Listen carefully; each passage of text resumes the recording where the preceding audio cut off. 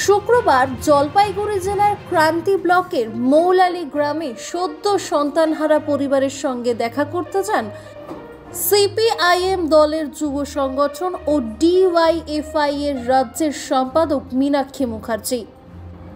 উল্লেখ্য, বৃহস্পতিবার মাত্র 54 দিনের একটি শিশুকে ব্লক স্বাস্থ্য কেন্দ্রে ভ্যাকসিন দেওয়ার পরেই মৃত্যুর কোলে ঢলে শিশুটি। এদিন সকালে সন্তান হারানোর শোকে পাথর পরিবারের সদস্যের সঙ্গে দেখা করার পর মীনাক্ষী মুখার্জি রাজ্যের স্বাস্থ্য পরিষেবা নিয়ে একাধিক প্রশ্ন তুলে বলেন, রাজ্য জুড়ে জাল ওষুধের চক্র সক্রিয়।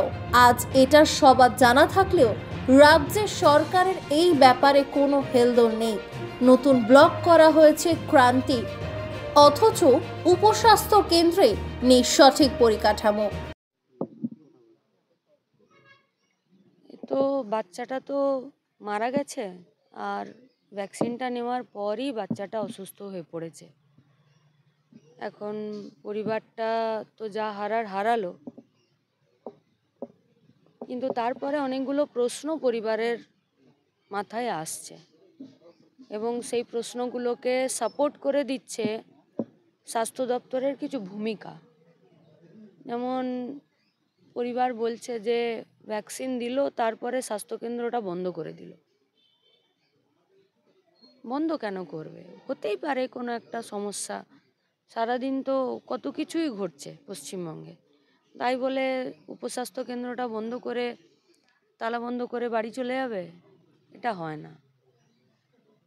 আর পশ্চিমবঙ্গে যেভাবে জাল ওষুধের ছড়াছড়ি হয়েছে, যেভাবে চলছে জাল ওষুধ, এবং সেই জাল ওষুধ সরকার নিজে বলছে যে জাল ওষুধ হওয়ার জন্যে ড্রাগ কন্ট্রোলার অফিসগুলো ওষুধগুলোকে একটার পর একটা ব্যান করছে।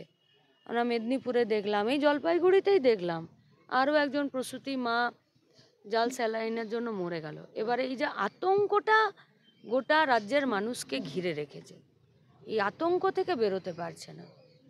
এমন পরিবারের বাচ্চাটির মা, বাবা, আত্মীয় স্বজন, এদের একটাই কথা যে আরও একটা বাচ্চা এখানকারই, সেও অসুস্থ হয়ে পড়েছে।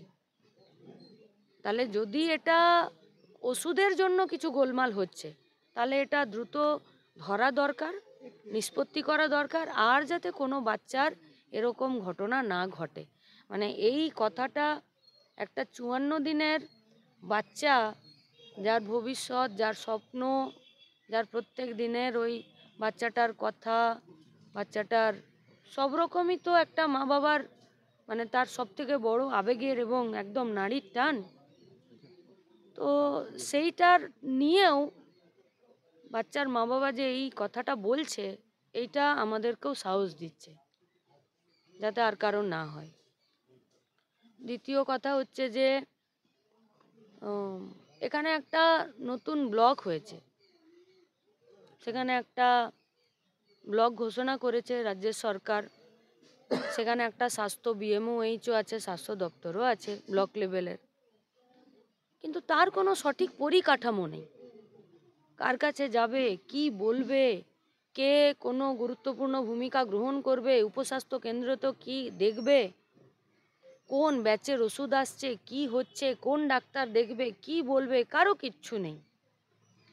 এফআইআর করতে গেল পরিবার, পুলিশ যথেষ্ট গাফিলতি করলো, তাই তো টালবাহানা করতে লাগলো পুলিশ। একটা মানুষ একটা এফআইআর করতে যাচ্ছে, যেতেই পারে, আপনি এফআইআরটা নেবেন, ছানবিন করবেন, করে নিয়ে আপনার কথা যা বলবেন বা তার এগেনস্টে যেটা আপনার এগোবে। এফআইআর নেবেন কি নেবেন না তার জন্য উপরে ফোন করতে হবে 20টা, আর ততক্ষণ একটা 54 দিনের বাচ্চা হারানো মা বাপকে আপনাদের কাছে ছুটতে হবে। এই যে গোটা বিষয়টা, এই বিষয়টা গোটা রাজ্যের মানুষের মনে জাল ওষুধ সম্পর্কে একটা আতঙ্ক তৈরি করছে। আমরা বলবো, পরিবার দাবি করেছে যে ম্যাজিস্ট্রেটের উপস্থিতিতে সম্পূর্ণ ভিডিওগ্রাফি করে পরিবারের একজনের উপস্থিতিতে যাতে ওই বাচ্চাটার পোস্টমর্টম হয়। এটা বলতেও আমাদের মানে বুকে, মাথায়, মুখে সব জায়গায় ব্যথা হচ্ছে। কি বলি বলুন তো, 54 দিনের বাচ্চার পোস্টমর্টম হবে, ও শরীরটা কাটাকাটি করবে, কি আছে এইটুকু বাচ্চার?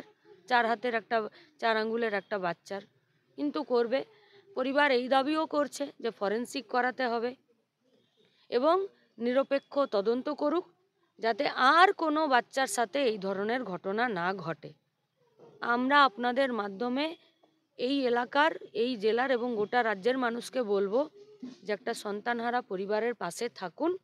বাচ্চাটাকে তো ফেরত পাবে না, অন্তত পক্ষে কি করে হলো আর যাতে কারো না হয়, সেই শান্তিটুকু যাতে এই পরিবারটা পায়, তার জন্য গোটা রাজ্যের মানুষ, এই জেলার মানুষ, এখানকার প্রশাসন, পুলিশ, স্বাস্থ্য দপ্তর এবং আপনারা মিডিয়া, আপনারা এই পরিবারটার পাশে থাকুন। এটা আপনাদের কাছে আমাদের একান্ত অনুরোধ এবং আবেদন।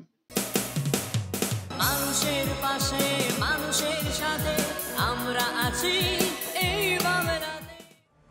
আপনারা দেখছেন সংবাদ শিরোনাম। দেখলেন তো অনেক কিছু, এবার দেখুন নতুন কিছু।